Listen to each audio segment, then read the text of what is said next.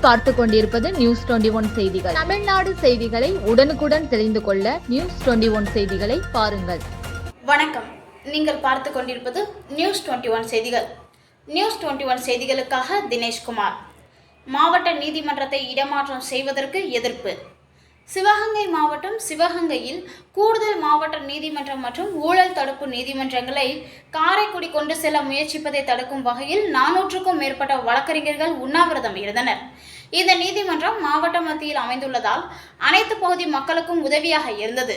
இதை காரைக்குடிக்கு மாற்றம் செய்தால் மானாமதுரை, இளையாங்குடி, திருப்புவனம், சிவகங்கை, காளையார்கோவில் போன்ற பகுதிகளில் உள்ள பொதுமக்கள் கடுமையான சிரமத்திற்கு உள்ளாவார்கள் என்றும் வழக்கறிஞர்கள் மற்றும் சமூக அலுவலர்கள் தெரிவித்திருந்தனர்.